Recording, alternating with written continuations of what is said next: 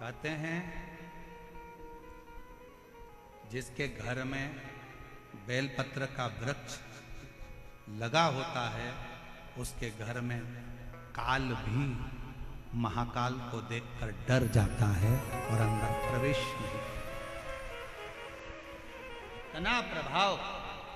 और फिर कहेंगे अगर आपके घर में बेलपत्र का वृक्ष नहीं है तो एक नियम बनाओ कि रोज शिव के मंदिर में जब लोटा भर के जल चढ़ाओ तो उस जल को थोड़ा सा झेल कर लेकर आया करो। उस जल को थोड़ा सा लेकर आया करो और अपने दरवाजे पर उस जल का सींचन करा करो।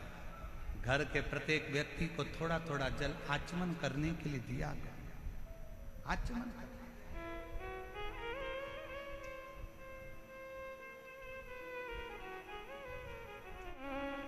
और एक बात और कहेंगे आज ईसर गोरा शिव महापुराण की कथा से। मान लो कोई वस्तु आपकी खो गई, कोई चीज नहीं मिल रही है, बहुत देर से आप ढूंढ रहे हो, प्रयास कर रहे हो। सुबह सुबह जब भगवान को जल चढ़ाने जाओ ना तो जो जल लेकर आते हो ना उससे अपनी साड़ी का कोई भी पल्लू जरा सा भाग उसको गीला कर लिया थोड़ा सा, और उसको नेत्र से लगाकर घर में आकर उस वस्तु का स्मरण कर कर बाबा से प्रार्थना करो, बाबा मेरी वो सामग्री बहुत कीमती थी पर मिल नहीं रही। आप प्रयास करोगे ना बाबा तो ढूंढ सकते। विश्वास कहता है 24 घंटा या 48 घंटे के अंदर वो सामग्री मिलेगी जरूर, जहां भी होगी वो प्राप्त हो जाएगी। खोजिए।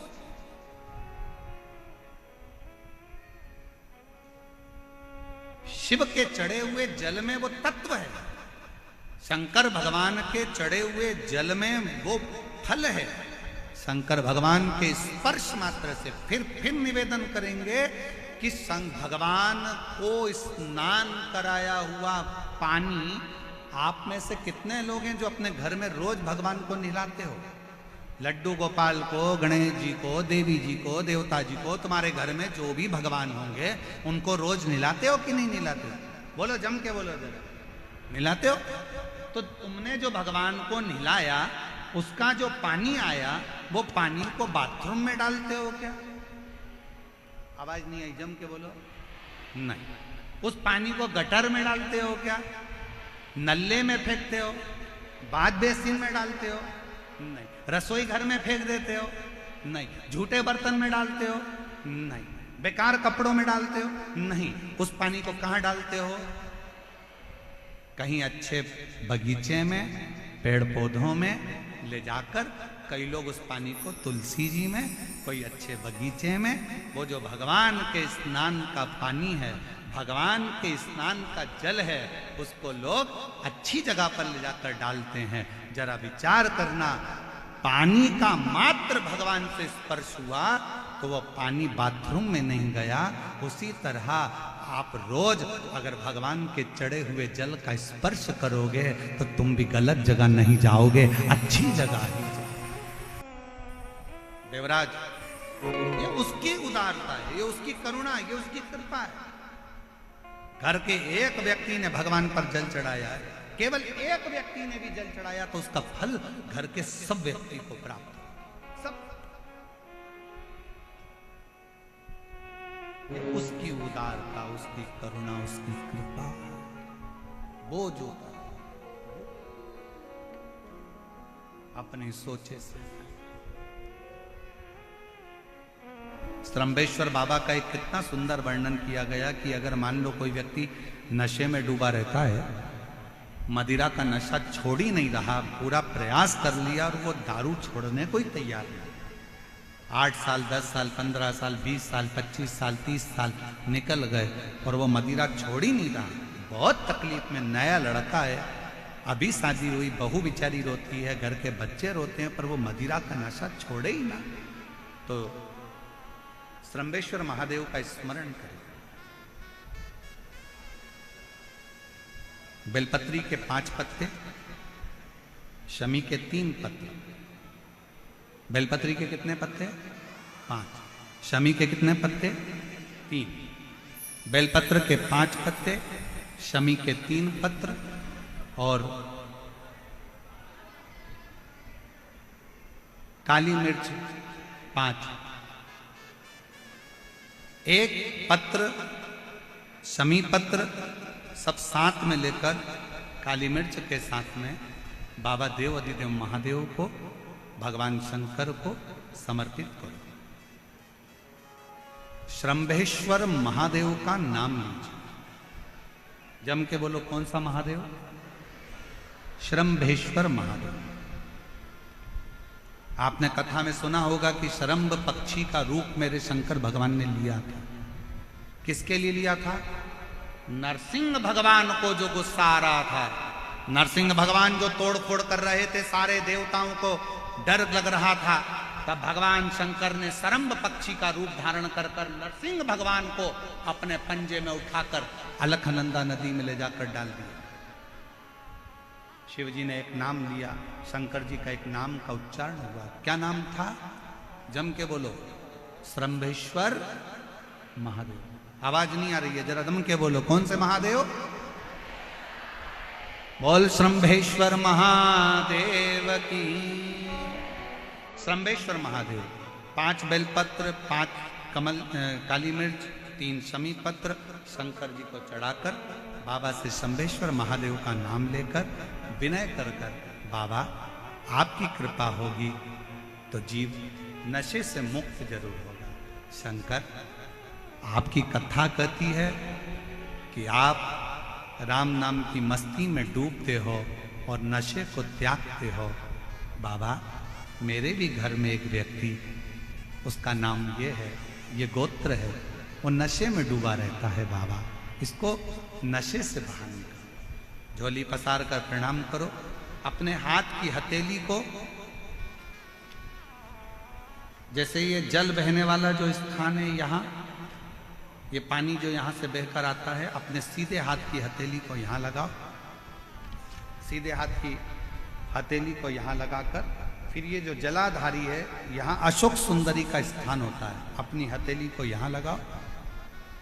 कार्तिकेय गणेश जी का जो स्थान जलाधारी पर होता है, वहाँ हथेली को लगाकर बाबा के शिवलिंग का स्पर्श कर कर जो चढ़ाई हुई सामग्री है उसको वापस उठा लो और लेकर आ जाओ। शमी पत्र मदिरा पीने वाले व्यक्ति के कक्ष में रख दो, और एक बेलपत्र और एक काली मिर्च जो मदिरा के नशे में लगा रहता है, सुबह के टाइम पर बेलपत्र, शाम के समय पर काली मिर्च, किसी भी तरह से उसको खाने में देना प्रारंभ करिए। 15 दिन बाबा का चढ़ा हुआ जल शंभेश्वर महादेव के नाम से दीजिए। ज़्यादा से ज़्यादा 20 दिन 22 दिन के अंदर वो धीरे धीरे मदिरा छोड़ना प्रारंभ कर देगा, मदिरा से दूर होता चले।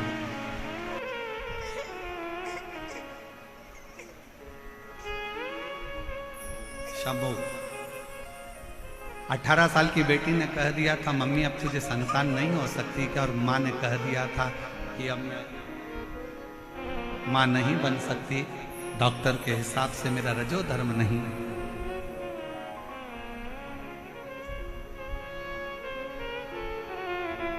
तब बेटी अलवर की कथा में चली गई अपनी मम्मी को लेकर, और अलवर की कथा के पंडाल में 7 दिन की कथा सुनी, और 3 महीने के अंदर गर्भ ठहर गया। बाबा की कृपा से पुत्र रत्न की प्राप्ति हुई। एक बार जोरदार ताली बजाकर। शिव तत्व है, शंकर ओघड़, शिव ओघड़। फिर से एक बार भगवान का नाम लीजिए। कौन से महादेव? श्रंभेश्वर महादेव। और ये नाम कोई साधारण नाम नहीं है। कितना भी घर में झगड़ा हो रहा हो, भाई भाई का झगड़ा हो, रिश्तेदारों का झगड़ा हो, कोर्ट कचहरी चल रही हो, अगर आप तकलीफ में हैं तो एक लोटा जल श्रंभेश्वर महादेव के नाम से शिव जी पे चढ़ाओ। धीरे धीरे धीरे धीरे अंतर आए। कोई कोमा में पड़ा है, व्हीलचेयर पर पड़ा है, हॉस्पिटल में पड़ा है, डॉक्टर ने कह दिया कि अब भगवान के ऊपर है, हमने सारी दवाइयाँ दे दी, गोलियाँ दे दी, सारा इलाज कर लिया, अब ये उठेगा नहीं उठेगा, चलेगा नहीं चलेगा, आगे बढ़ेगा नहीं बढ़ेगा, इसकी जवाबदारी हमारे पास नहीं है। उस समय पर केवल ध्यान देना, अशोक सुंदरी, गणेश जी, कार्तिकेय वाले स्थान पर एक एक चावल का दाना 3 रखो, शंभेश्वर महादेव के नाम से तीनों जगह जल चढ़ाओ, और वो जल शंभेश्वर महादेव के नाम से बीमार व्यक्ति अगर पी ले तो ठीक है, नहीं पी सकता उसके शरीर पर उस जल को लगाना रोज प्रारंभ करो।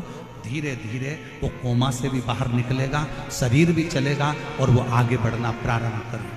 शंभेश्वर महादेव के नाम मात्र में इतना बल होता है कि शंभेश्वर महादेव की यहां तक शिवपुराण कहती है कि जब जब शंभेश्वर महादेव की कथा आए और दिल से अगर आपने सुना है तो व्यक्ति रोग से, दुख से निवारण होता ही है।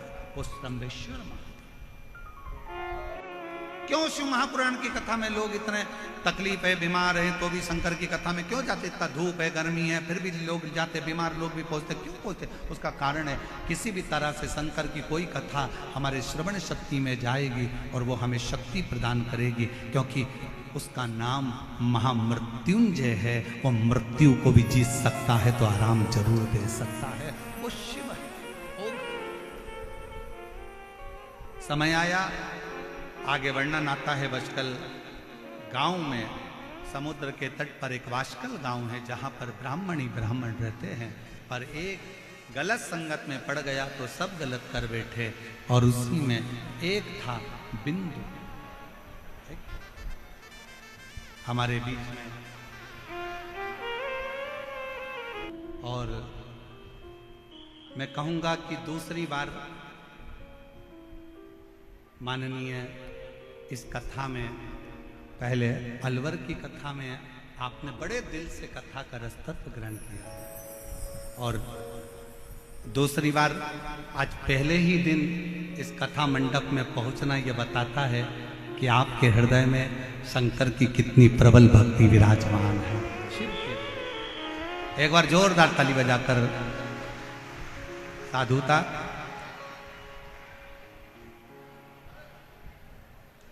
भगवान का वर्णन करते हुए आगे वर्णन आया है बिंदुक नाम के ब्राह्मण का प्राण छूटना, चंचुला देवी का तप करना ईसर गोरा के रूप में। ईसर गोरा शिव पुराण चल रही है तो इसको अपन पूरे 7 दिन में बहुत सुंदर सुंदर प्रसंगों में लेंगे, बहुत सुंदर। ईसर गोरा का कथा सुनने बैठना।